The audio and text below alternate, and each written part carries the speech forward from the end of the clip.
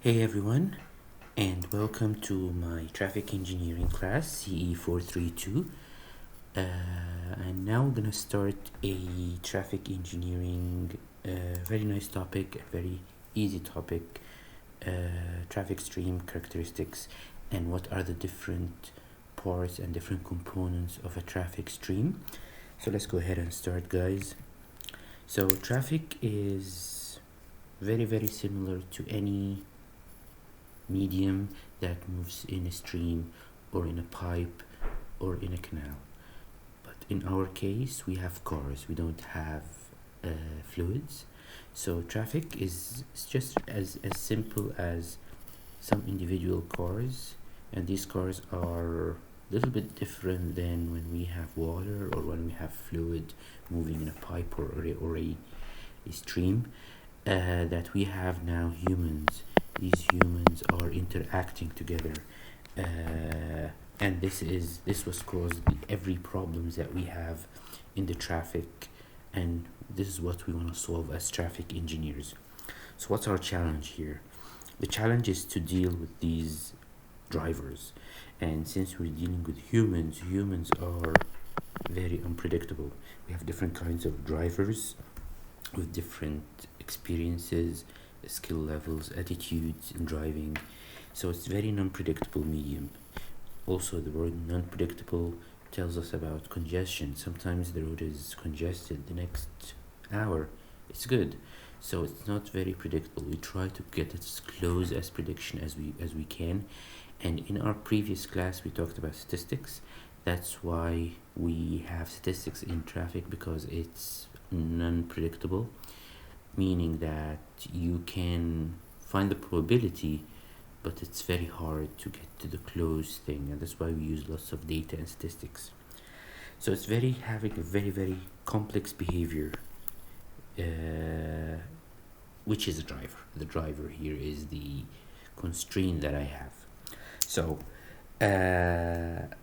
we want to find as much as we can some kind of a unifying or constant characteristics. We want to find something that will enable us to study the traffic on the road, so we can design and give our designs to different other engineers, like the highway designer, so they can create their design or roads. And we also, as traffic engineers, we do traffic design based on this behavior, and we find this key parameters for design. So you can see here we have lots of congestion in these pictures, and we try as much as we can to solve the problem by, number one, building the roads, and number two, controlling this traffic. So based on that, and here comes the HCM. I brought this HCM in my transportation class, and HCM here stands for the highway capacity manual. We will be relying heavily a lot on this manual, and the guys in the University of Florida, where the detectors are, they developed in a transportation lab that they have something called the HCS, Highway Capacity Software. So the Highway Capacity Manual tries to figure out this traffic thing, tries to figure out something called the capacity. How does the capacity of the road handle the traffic stream that you have? And this Highway Capacity Manual is divided into different volumes, and the volumes are based on this classification. When we talk about different types of facilities, we have two types of facilities. We have what we call here uninterrupted flows. Uninterrupted flows and interrupted flows is a way to classify different traffic facilities based on how does it function. So uninterrupted flows, where we do not have whatsoever any interruptions external to the traffic stream, meaning that me as an engineer, if I'm a designer of traffic or designer of highway, we do not put any interruptions in our work, meaning that the traffic is going its way without any traffic signals, signs, any access to the road. In other words, we don't put a gas station directly on the road. If you want to get to the only thing we have as an external thing is ramps in and ramps out, and we try to make it to reduce the conflicts with the mainstream of your traffic. So here, the pure UF here is what we call here free flow speed. So we have free flow speed. We don't have any uninterruptions on the road. Never you're gonna have a signal. Never you're gonna have a stop sign or a yield sign for the mainstream. The only thing you might have, ramps in and ramps out. They might create some issues, you might have some congestion, but it's not part as our interruptions. They are internal interruptions. So we don't have any intersections, no at grade intersections. We don't have, again, stop or yield sign traffic signals. What are the different types of this uninterrupted flows? Well, we have usually 3 types of highways. We have freeways, and the manual also divides into 3 parts here. Freeways, we have multi-lane highways. So they're not freeways. They might have signals, but we here measure the sections between these signals where we have no interruptions at all. So if you go on highway, for example, Highway 19 in West Virginia, you're gonna find that we have long sections that are uninterrupted, but there is signals. This is the interruption part. And also two-lane highways, especially in rural sections. So here sections of rural highways. This is another. These 2 parts here define these sections of rural highways. When we have rural long sections, no interruptions at all, so this is called uninterrupted flows. When we have interruptions, when I say interruptions here, fixed external interruptions, meaning that we have something that causes interruptions throughout the road. They might be the same like these, the multi-lane and the two-lane highway, but between them we have signals, we have stop signs. So interrupted flows. So this is volume 2 in the HCM. Volume 1 is just definitions, and that's volume 3. By the way, the HCM, we have different versions. The version that we have in campus and we use, and it's like a milestone version, it's used everywhere, is the 2010.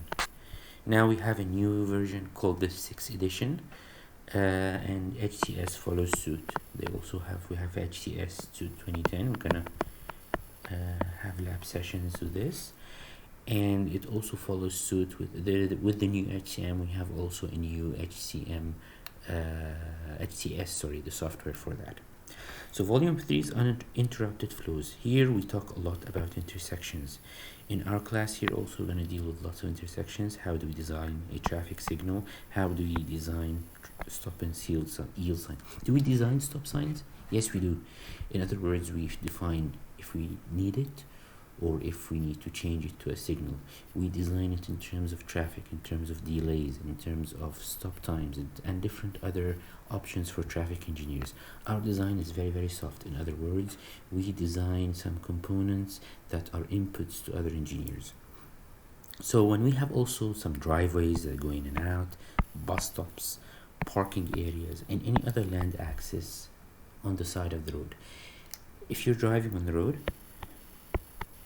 and you have a roadway, and you're driving behind this truck, and this truck wants to go into this roadway, it's going to slow down, and you're behind it. This slowing down causes what we call here fixed interruptions. Whenever there's a car that want to go in, left or right, it might stop you, and this is why we call it interrupted flows.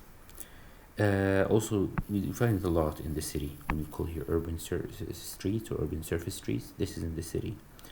The problem with this design, since we have extra delays and the capacity is much less than this one here, because we have interruptions, people slowing down.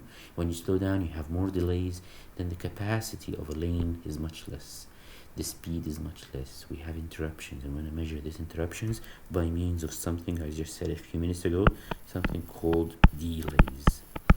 Delays is a very important component in traffic engineering. We try to measure, we try to figure out, and the delays gives me something else, something called level of service, LOS.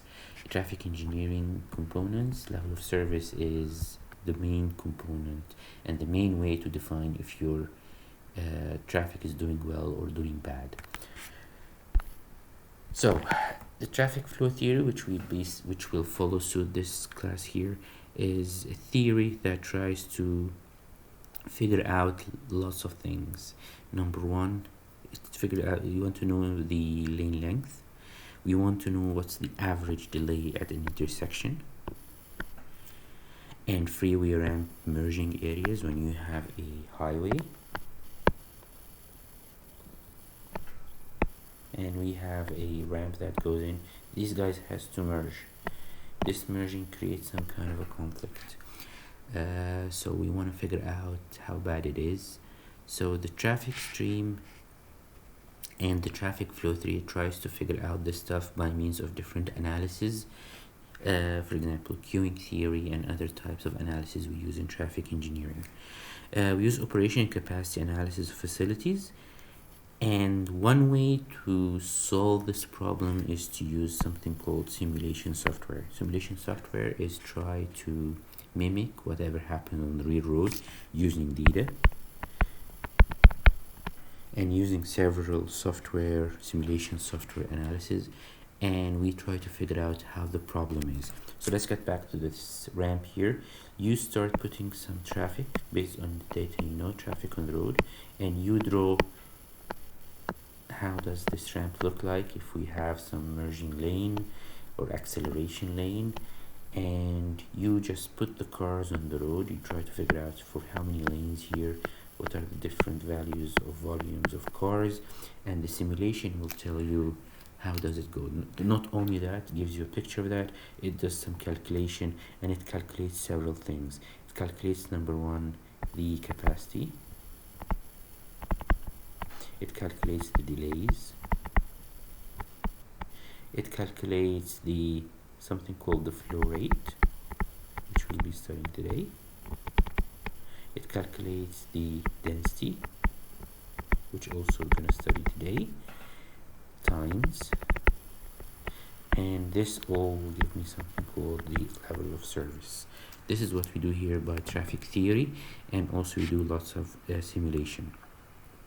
So we want to figure out what's the operational analysis. How does it operate of these facilities? How do they work? What components do we have? How many volumes do we have? And how much? How good is it? Will we have a level of service A where we have perfect highway, or we have level of service F when we have failure?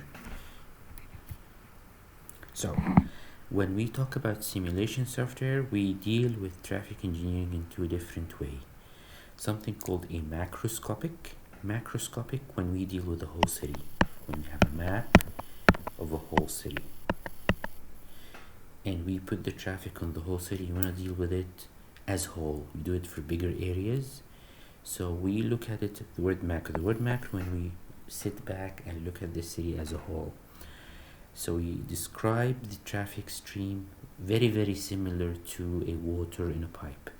So we don't deal it with a car by car. We look back and we deal as a traffic stream as a stream of cars all together that create some kind of a macro shape.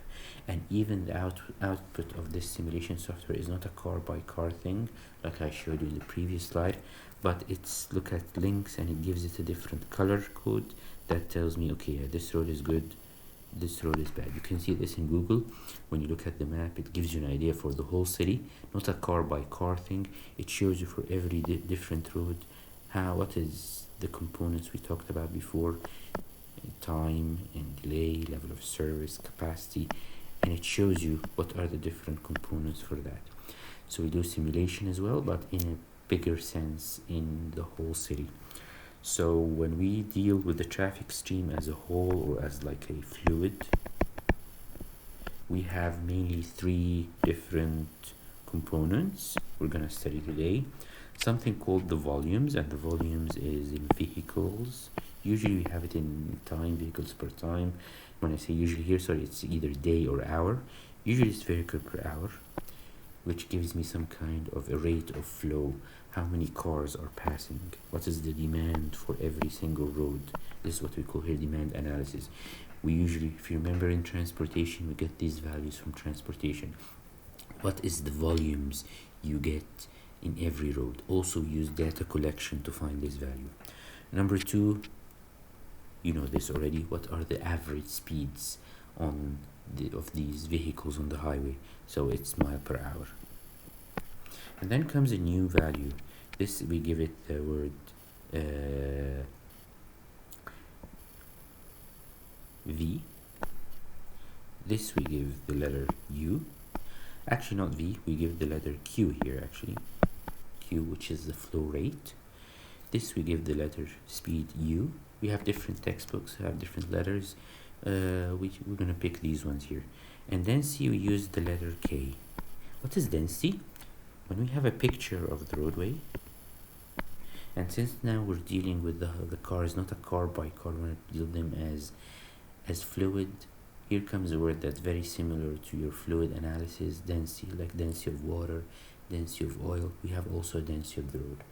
Density of oil tells you how much these particles of water are close to each other. Every different fluid tells you how close they are to each other. In traffic, we measure it differently. So let's say we took a picture of this highway here, and once we took a picture, we just counted how many cars are there per mile. If the cars are so close to each other, we have more cars per mile. And we do it per lane. So this lane here has a density. This lane here, let's say just 2 cars. So you can notice here, density gives you an idea. The more the density are, the more you have congestion. So the density, the units for density is vehicles per mile. And the traffic flow theory will be depending on these three values. It's so easy to understand. But again, you have to know that the density is number of vehicles close by together, how close they are. The closer they are, the higher the density is. And we count it as how many cars per mile or per kilometer if we're using SI units. The speed, this is U here is an average speed. So how do we get it? We do something similar to what the Cubs do, a speed trap, but we do it in a bit more engineering way where we have 2 lines, and you just measure the travel time from between the first line and the second line. The difference between these 2 times gives you the travel time, and based on the travel time you can calculate the average speed. We do it for different vehicles in our roadway. Then we have what we call here microscopic traffic stream. When we have the simulation software, when we deal with, for example, a corridor, just one corridor with a bunch of intersections, or just one intersection. Sorry, when you have only one intersection here. In this case, we want to know different other components. Here, we're going to start with uninterrupted flows. So again, let's say we have a corridor, and we're talking here microscopic, when you go very close. So we do it vehicle by vehicle. So instead of these 3, we have very similar 3. The first one is what we call here speed of the vehicle. So this guy here, we want to know its speed. Not only this one, we have another one, and we want to figure it, and since we're doing it vehicle by vehicle, we want to know the speed of single vehicle. So again, the speed is in mile per hour. Then comes something very, you can hear this a lot if you're becoming a traffic engineer, something called the headway H. So speed here is again U, headway H. Let's imagine that you're sitting here and you have a stopwatch, and you're just measuring the time stamp of every car passing your way. So the difference between the time, this is T1 and also T2. So the difference between the time, we give it the name headway. So it's the time when this bumper of this car came, and then the time where the next car came. So this is what we call here H. H is the headway unit is seconds per vehicle, and we're gonna learn the way we just do changes or transfer between this headway and the similar to this the headway here is the volume. Volume, again, let's remind you what's volume. Again, let's imagine you're sitting here. The volume is when you just start by also holding the time, let's say an hour, and you count how many vehicles that pass by you in this hour. You notice some similarity. Here you're measuring time, here you're measuring cars, number of cars that pass in that time. So it's so similar to these two numbers are very, very related, and I'm going to see the relationship between them. Finally comes the word spacing, and again spacing when we take a picture, like the picture you see here below. Spacing, when you take this picture, it's the distance between either the front bumper to the front bumper or the back bumper to the back bumper. It should be the same, and because they're doing some average. Here we have something called spacing S. Spacing S is the distance between the first bumper and the second bumper. And again, this S, if it's big enough, you have a good roadway without congestion. If they're bumper to bumper, like you hear this word a lot, meaning that the length of the car is spacing. You have cars stacked by, and the only spacing you have between two consecutive cars is the length of the car.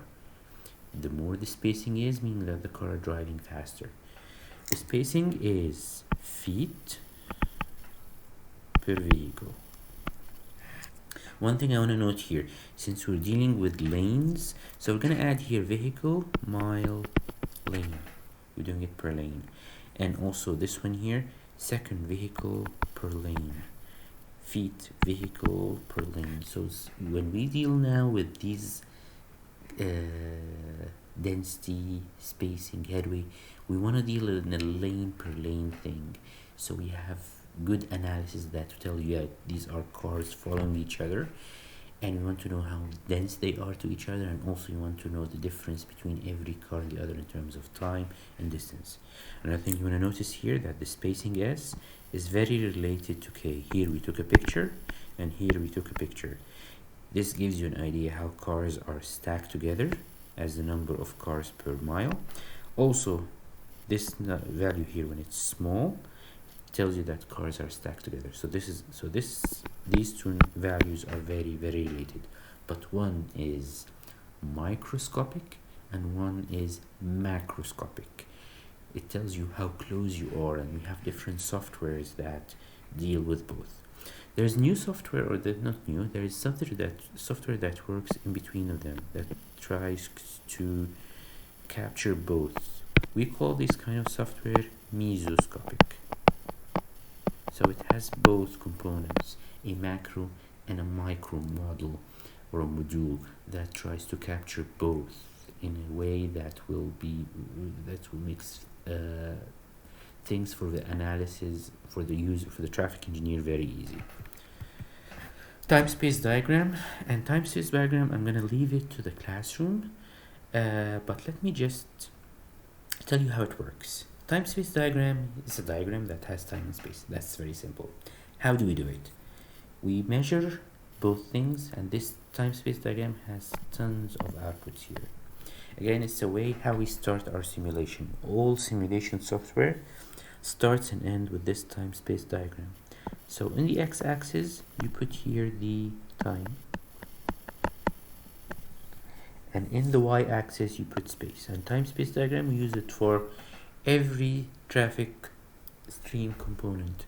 For highways, put it for signals. It gives you a really good idea of how it works. So space is distance. So when, let's say here, this is my highway, just next to it, and this is my lane. So we have here car. This car has now two dimensions. The first dimension is time. The second dimension is distance.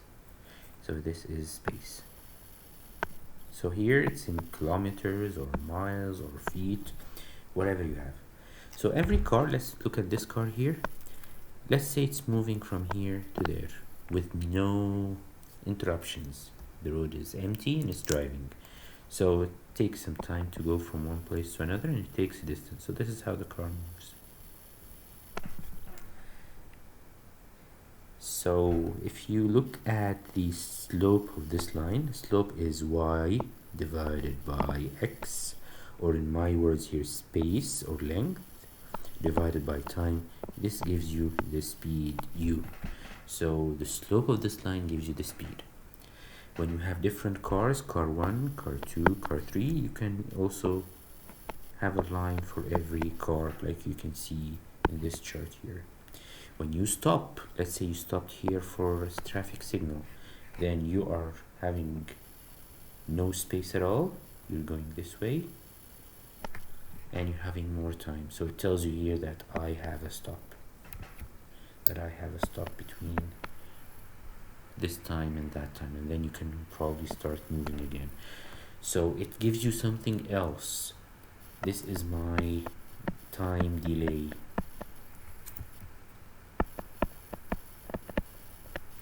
And I'm gonna do a question you can complete in class. So it's a graph that describes the relationship between the location of the vehicles in traffic stream and time as vehicles progress along the highway. One thing you want to know, since we have a stream and you want to measure cars, not a car by car, like line by line here, we want to measure cars as a fluid, like you can see in this picture. It's very hard to do it car by car. So what we do usually is that when we have our stream, we usually look for first car and the last car. Again, this is the first car in your platoon. We have what we call here a platoon of cars, and we measure them now as a fluid. So we always have a line for the first and line for the last car, and we're going to assume that all cars in between have the same characteristics, and that is beautiful in this sense that now you can generalize all this car. So here again, the slope is the speed, this is u. When we go up there, you can also know how many cars are stacked by in your platoon by knowing just the distance. And also if you measure a distance vertically, you can know the delay. So this chart gives me a lot of output information. That's why traffic simulation programs, one of their main outputs, especially in signals, is this time-space diagram. This is a time-space diagram, one of our traffic signal analysis programs. Once we have time on the x-axis, they put now their signals. So signals has time, red, green, and so on. So we put this in our x-axis as time, right? We have red and green as time, and cars pass by the green with the speed. Remember, the slope was speed. So these lines here gives me the stream of cars going from here, and they stop, then they move and stop and move. We deal also one other thing is that usually cars stop and move. So can we also generalize by getting a speed? This is the average speed of this car stopping and moving in different signals. Imagine you're driving in a downtown and you keep stopping in every signal. So you're stopping, moving. So you can have an average speed of this car going from your origin to your destination. So the time-space diagram is a really, really important part of my highway stream, and it gives us tons of output. When I measure a vertical, it tells me, okay, how many cars are stacked by. Let's put it this way. This is the first car, and this is the last car. Remember that? Just by measuring the distance here, this is the distance my platoon occupies in this second. So if I divide by the car length, I can know how many cars are stacked by in this platoon. Also, when I measure the horizontal distance, it tells me, okay, what is the headway between the first car and the last car. Remember the word headway, which is the time difference between the first and the last car. And also it gives me for this car here, what is my delay. These are all delays based on traffic signals or other stops. So what's the delay I have for this car.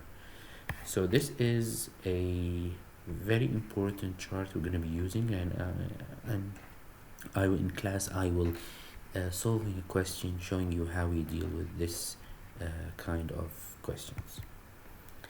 So the parameters of traffic flow, when we talk here uninterrupted, we did this. Number one, flow. It's the number of vehicles. This is like the definition, formal definition of it. Number of vehicles passing by point per time. So you can have it vehicles per hour or vehicles per day. Usually we use this for our design for highways and traffic engineering. We use this more for planning for transportation. The second component, look at this picture here.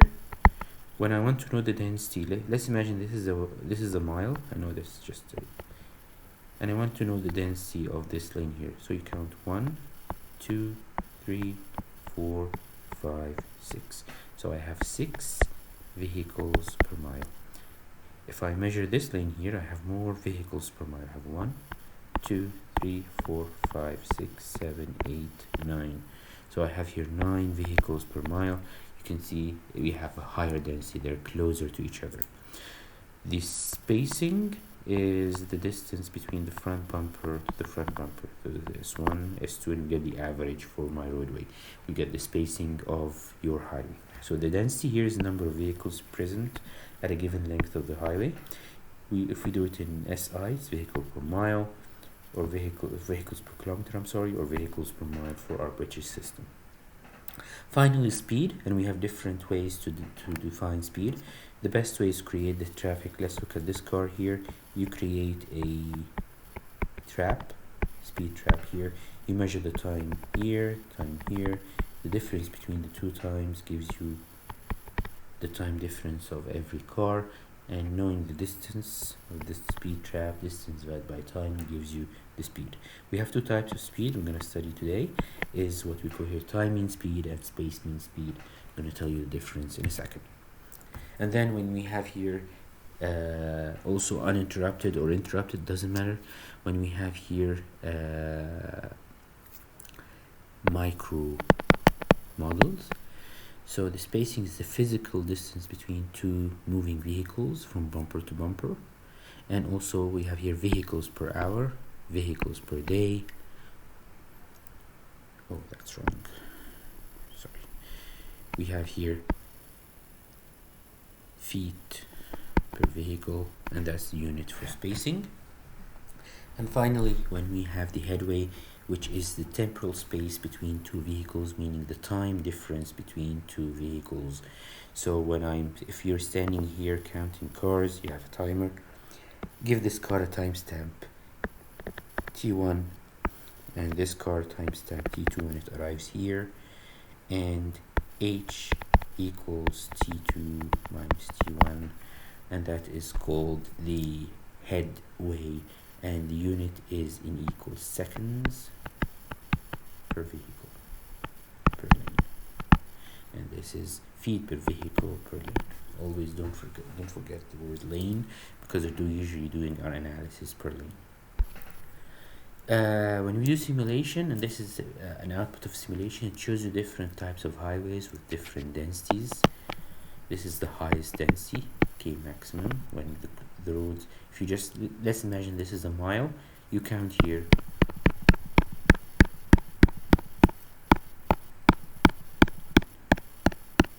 So we have here 22 vehicles per mile per lane.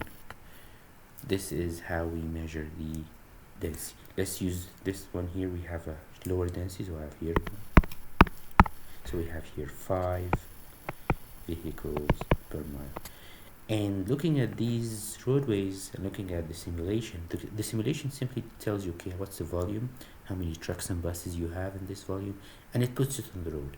And it comes up with calculations telling you all these values, telling you what's your density, and density gives you, for example, your level of service. This is level of service, probably E. This is a D, I guess. This is C, this is B, and so on. Okay, Okay guys, so this is output of a simulation, gives you lots of results out of it. Then we talk about something we see a lot in older highways and still it's there. We talked about this in transportation engineering. We're gonna have to study it a lot. Something called a loop detector. You might see this loop detector a lot in older highways. You find it in the pavement. Loop detector is a loop, so it's a wire that is being put as some kind of a loop, and it's connected to a data collection. You can see this a lot in the interstate. You can see this. These are different loops, and we have different ones here to calculate also your speed on the road. It's like a speed trap, a small speed trap, and you can see it's connected to some kind of a data collector, and all connected to a traffic collection office. So how does it work? It provides a very well calculated electric current that creates an electromagnetic field. Once a car passes by, it interrupts this field, and it can measure what is the time this car interrupted this field of electromagnetic, and it creates a pulse, and it also measures other things. So for this one here, we have one field, another field. The difference in time between both, knowing the difference in length, will give you also an idea what is the speed of this car. It's a way to measure traffic. It's a way also to use, you can see here, this is at a traffic signal. Once you interrupt the field, the traffic signal, you know that you're in the left lane, and it gives you the green traffic light. And we will design traffic lights in detail showing this kind of characteristic of this loop detector. Right now, they try to replace it with cameras because cameras are now more effective, easier to install, cheaper as well. This is hard to change if you have a problem with it. When you want to do some maintenance, you have to dig through the pavement. And this is the new technologies here, the cameras. You can see over this sign here, you're gonna find some cameras. And also with the software that are smart enough to have a video, like the one that in your phone that detects your face. So we have also some video detection that can detect if this car, once it moves, it creates an imaginary loop detector or imaginary zone here. When this car passes by, it can give also the same information like we did, some kind of speed, counts the car, gives a pulse, and it tells you how congested you are, and all these components we talked about a few minutes ago. Then we talk about now volumes, and I will leave this volumes in class because it's easy. I'm gonna do a little bit of, let me show you here, I'm gonna do a little bit of volumes of how to calculate rate of flows. So when we talk here about volumes are simply that you just go ahead and count cars and relate it to time.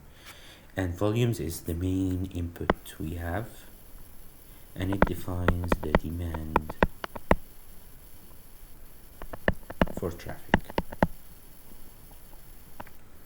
So the daily volumes is used to establish trends over time for planning purposes, and this is what we do. This is what I was looking for when we create volumes per day, or volumes per week, or volumes per season or month, and we give this kind of trend. But we care about now in traffic engineering a little bit more of what we call here hourly volumes, or what we call here Q or rates. And instead of hour, when we do our analysis, we go very with the smaller, with a small unit of time, which is 15 minutes. And why 15 minutes? Well, it was a trend early times when we started working with traffic models, is that every 15 minutes we try to imagine that traffic should be the same. There is no difference. Changes happen within an hour, yes it does, so we try to figure out in every 15 minutes how much changes in volume can happen. Again, volume or number of cars coming. And you can see that, let's imagine that you went there and you counted traffic in the peak hour. You're gonna find in the first 15 minutes you don't have much. then you have a little bit more traffic, and probably the maximum traffic in the third 15 minutes, and then the highest traffic in the fourth 15 minutes. This is in the peak hour. So we try even to divide the hour into smaller components. But in total, we try to relate it and have it as vehicle per hour. So for highway traffic signals and other facility detailed design, we use for our design, especially in highway design and traffic design, we use hourly volumes. Why? Because volume change from an hour to another, and from even 15 minutes to another. So we use this kind of analysis to design our highways and facilities and signals. Imagine a signal where you do the design on a traffic per day. It probably would work for a 2 a.m. volume, but will it work for a 7 a.m. or 8 p.m. morning volume or afternoon volumes? So that's why we figure out the volume in an hourly way, and also we do it in 15 minutes analysis, and we change it into hourly. So usually we find this volume which hour of the day, the peak hour. We have two peak hours, AM peak hour and PM peak hours, and these are the hours we use for our design. So the hourly volumes rates Q, it states in units per hour, so it's vehicles per hour. This is our main currency here, the main unit. It represents flows that exist for periods of time less than an hour. Again, we get our peak hour when we divide it into 4 parts, 15 minutes each, and we figure out what is the volume for every of these 15 minutes. Then we add them up to have the hourly volume for this peak hour. So we use here the smallest 15-minute peak period. I'm going to give you an example in a second, and also another example in class. When we do daily volumes, this was what I'm looking for. We did this in transportation. It's in vehicles per day, and we get these values from traffic and transportation DOTs around the state or cities. We document what we call here annual, seasonal, monthly trends. It's mainly used for volume for planning purposes in the future. It's used to plan improved or new facilities to accommodate increased demand. If you remember, in transportation and highway design, we used to transfer between vehicles per day and vehicles per hour. There are some factors that we use to do that, to find the biggest hour in the day, but we use it for the future. Remember when we talked about the future and planning? And there are different values we calculate or get from the DOTs, something called AADT, which stands for average annual daily traffic. It's the average number of vehicles passing the site in a year, and then we divide this by 365. It gives you the vehicles, or average vehicles per day for the whole year. It's the average for the whole year. Sometimes when you do it for a weekday traffic, just for commuter traffic, Monday to Friday, we use this guy here, AAWT, average annual weekday traffic. Here we divide by 260 weekdays, and we measure it for only weekdays. We ignore the weekends if there is no traffic in the weekends. If you're doing, for example, for a day or a week or a month, less than 365, we can measure the average daily traffic, also in vehicles per day. These all are vehicles per day. It's the average 24-hour volume at a given location for a defined time period less than 1 year. For example, for summer, for this week, for next week, and so on. So we measure it for this number of days, and then we divide by the number of days. Usually we use permanent counters. What do you mean by permanent counters? We put a counter and we leave it there for days, and the counter will automatically count the cars for us, and we just divide by the time here to give us the average volume per day. Okay, I'm gonna have a handout for you guys about this. So daily volumes or vehicles per day. So we don't usually differentiate it by directionally. We have it for the complete highway because it comes from a device usually. Usually it's totals for entire facility at the location, not per lane like we talked about before. Usually we do it for permanent counters. It might be a loop detector, it might be a counter that you put, pressure counter that you put, might be some cameras. So there are different ways to calculate that using some counters or automatic counters or devices that you use on the road. This is what we did in highway design, and also very briefly in transportation, is how to change between your daily to hourly. So this is my daily for the whole highway, for every single lane, for 2 directions. So here we need to change it into 1 lane hourly for the peak hour. So here we have different components, some values that we try to estimate, something called directional flow, and also something called K. K here is the proportion of ADT occurring during the 30th peak hour of the year.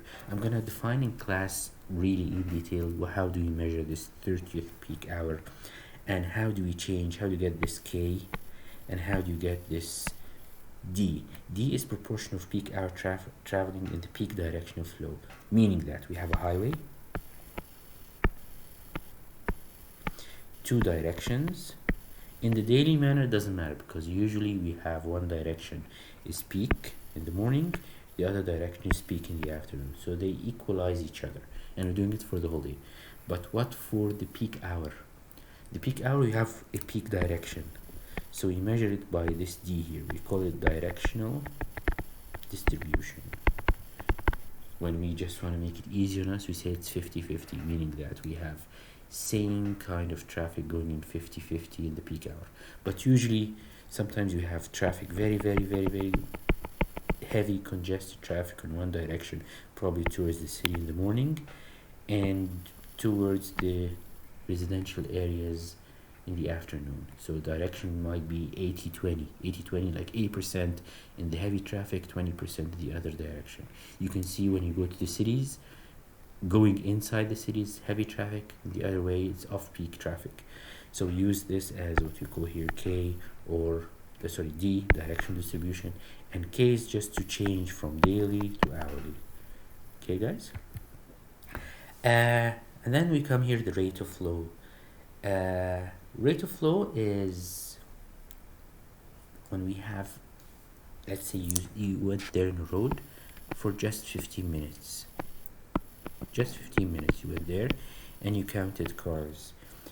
Then you say, let's say that in this 15 minutes you counted 20 vehicles for 15 minutes. Then your rate of flow, you want to get it per hour. So it's not for an hour, but you change it as per hour. So you say here 20 for 15 minutes, so 20. You're going to assume that this 20 happens for a whole hour. So it's 20 times 4, because we have 4 15 minutes per hour. So it gives you an 80. So I have here 80 vehicles per hour. This is called Q, the rate. I didn't measure it for a whole hour, but it's the rate of flow for that specific 15 minutes. And because I'm unifying it per hour, we use this Q as the flow rate. And that's the difference between Q and V. V is the volume you count, whatever the volume is in this hour. But Q is the rate of flow for this specific 15 minutes. Let me give you an example here, and this example tells you an idea of how you work on your homework. Let's say you went down there and you measured from 5 to 6. From 5 to 6. And when we get some volumes of traffic, we do it every, like I said, every 15 minutes. That's the smallest unit you can assume traffic has the same characteristics in terms of congestion. So you did it here from 5 to 5:15 and so on until 6 o'clock. So this is the hour you measured. And these are the number of cars you counted for every 15 minutes. So when you add them up, this is the number of cars, 4,200 vehicles per hour. This is called volume, the volume that came and you counted. And here comes the rate. Well, for the first 15 minutes, you counted 1,000 vehicles per 15 minutes. So if you divide by 0.25 or multiply by 4, then you have here 4,000 vehicles per hour. So the rate for the first 15 minutes, 4,000 vehicles per hour. It's a rate. And the other one here, 4,400 vehicles per hour. and then 48 vehicles per hour. You notice something here, guys? The first 15 minutes we didn't have too much traffic, then you got more traffic, and then the highest traffic in the third 15 minutes with the highest rate, and then traffic went down on the first 15 minutes with 3600 vehicles per hour. So we have now Q, 4 values of Q for 15 minutes. V is the addition, 4200 vehicles per hour. These two gives us something called PHF, which is called the peak hour factor. It's a very important input in our traffic engineering analysis that we use to calculate how spread the traffic is. When you have this 4200, are they happening regularly throughout the hour, or you have 15 minutes with very high traffic and then it goes down? You have what we call here fluctuation in traffic. So it's the hourly volume is equal V over Q. If V is equal to Q, then it's closer to 1, right? If it's closer to 1, that gives you an idea that, yeah, you know what, this traffic here is very regular. You don't have changes per 15 minutes, and the traffic here is more, you can say, it's less fluctuant, it's more static, you can say like this, and this gives me a value of 1. When it goes down, meaning that Q is much bigger than V. When I say here Q, I say Q maximum, the maximum rate of Q. In our case here is 4800. 4200 divided by 4800 in our case here, this gives me 0.875, meaning that it's not 1, it's less. I have some kind of fluctuation in traffic. Traffic is fluctuatable between the 15 minutes of high. What does this give me? It tells me an idea. Do I have different flows for every 15 minutes, or is it more static, or is it more regular for my highway? So let's define here. So here the hourly volume is V. Maximum V, we call it, let's put it here Q. No, this is V and maximum. 15-minute volume, and we get from this the Q. Q is the rate, it's per hour, and the V is whatever you count. So V is always whatever you count, and Q is the rate you calculate, and that's the difference between both. And then we go get here the peak hour factor, and I think you have in your homework one question that deals with that, and I'm gonna solve one as well in class. Now let's talk about speed. We have 2 types of speed, like I told you, something called time mean speed and space mean speed. Time mean speed is as following. Imagine that you're a cop and you have this gun, and 25 cars pass by, and you want to pick up the car that's speeding. Time mean speed is so easy. You take the speed of 1, 2 till 20 cars, and you average them. Speed 1 plus speed 2 plus speed 3, that's equal. And here we're not talking about speed of a car, we want to talk about what we call here average for my highway. We want to know what's the average speed of the highway. Well, one thing you have to know, of course you do, that's speed, and let's give it the letter U, not S, because S here we're going to define it as spacing. It's distance divided by time. It's the average number of vehicles passing a point on a highway over some specified time. Space mean speed is then when you have the speed trap. You have the speed, you have the time 1, time 2, and you have your 20 cars. You calculate here the time difference for everyone, and then you average the times distance divided by this average time of space mean speed. And let's guys stop here.